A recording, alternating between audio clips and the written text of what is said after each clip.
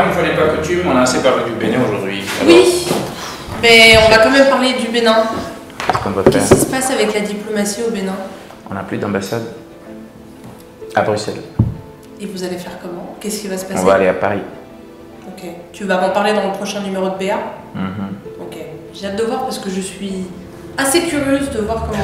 Bah, écoute, on a un ministre des Affaires étrangères assez compétent, donc avec un chef d'État réformateur. On va voir. N'en dis pas trop, on le verra dans l'épisode.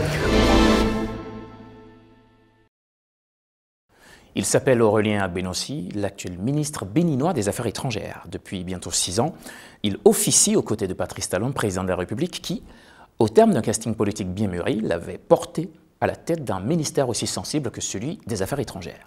Et depuis, Aurélien Agbenossi exécute avec dextérité la vision du président Talon en matière de diplomatie. En tout cas, depuis quelques années, les rapports que le Bénin entretient avec le reste du monde sont réformés, toilettés, époussetés et débarrassés des oripeaux de la complaisance béate et du laxisme morbide.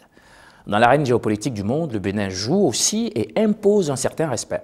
Je n'en veux pour preuve que les réformes liées à la carte diplomatique du Bénin dans le monde. En effet, depuis un moment, on note le réaménagement de la carte diplomatique. Cela a pour corollaire la rationalisation de l'effectif du personnel des représentations à l'étranger. La vision du gouvernement étant de redéfinir la présence du Bénin dans le monde, on ne peut utiliser des outils du XVIIe et XVIIIe siècle pour affronter des difficultés du XXIe siècle.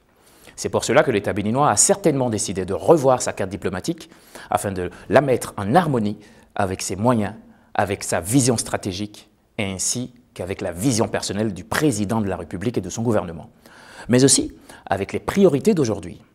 Inutile donc de rappeler que cette réforme a fait couler beaucoup d'encre et de salive. Pourtant, au regard de la dilapidation des ressources de l'État et de la surfacturation budgétaire et du gaspillage systématique des fonds alloués au fonctionnement des ambassades béninoises que l'on observe auparavant, nous pouvons inférer qu'une telle réforme est bien salutaire. Désormais, le Bénin a opté pour une rationalisation de ses représentations diplomatiques. Une action qui s'inscrit dans le processus de mobilisation des ressources afin de faire face à d'autres urgences de développement. Tout cela nécessite bien des ressources que l'État doit mobiliser à l'étranger.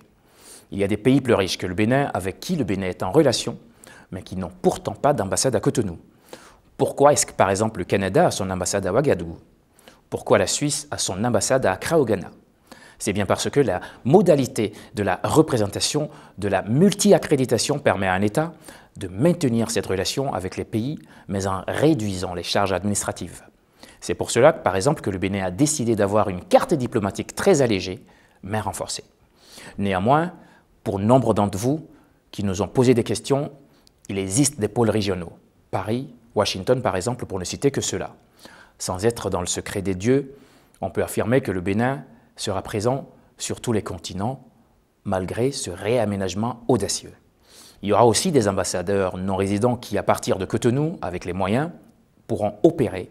C'est le cas de la Suède, par exemple, dont l'ambassadeur est résident dans la capitale Stockholm, mais qui agit au Bénin avec efficacité. C'est une modernisation de l'outil diplomatique.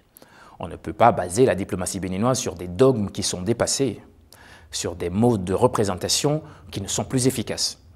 Le Bénin veut emboîter certainement le pas à Singapour, qui est arrivé à avoir une machine diplomatique efficace avec moins d'ambassadeurs à l'étranger. Cela coûte cher, une mission diplomatique. En 2017, le gouvernement a rappelé à Cotonou une centaine d'agents, mais personne ne l'a ressenti parce que l'État a rationalisé les procédures. Le Bénin n'aura plus ou moins qu'un peu plus d'une dizaine d'ambassades à l'étranger. Cela ne veut pas dire que sa diplomatie s'affaiblit. Au contraire, elle devient plus tonique. En tout cas, c'est ce que nous avons appris du chef de la diplomatie béninoise. Je comprends l'émotion qui existe dans le milieu des diplomates aujourd'hui, mais aussi dans le milieu de certains compatriotes. Je sais qu'ils sont capables de comprendre qu'entre avoir une belle ambassade dotée de grands moyens dans un pays développé et faire en sorte que l'hôpital à Cotonou ait les moyens de soigner nos parents, ou une cantine scolaire, ou encore l'accès à l'eau potable, il faut faire un choix. En revanche, oui, nous fustigerons ces réaménagements si après leur mise en application, les changements attendus deviennent invisibles. Pour l'heure, le très calme ministre des Affaires étrangères, Aurélien Agbenossi, devrait tout de même réfléchir à une solution pour des milliers de compatriotes qui n'ont d'autre choix que de se rendre à Paris, au départ de plusieurs pays européens, pour leurs différentes demandes. Je rajoute que pour une ville comme Bruxelles, capitale européenne, deuxième ville plus cosmopolite du monde, siège de plusieurs institutions internationales, avec une ex-mission permanente auprès de plusieurs pays de la sous-région européenne, il est urgent de mettre en branle cette volonté aurélienne afin de maximiser les compétences pour l'atteinte des résultats. Une chose est sûre, nous attestons la mise sous veilleuse de certaines missions diplomatiques, mais qui sait, prenons du recul pour mieux sauter, dit-on. Alors, Monsieur le Ministre, on vous attend.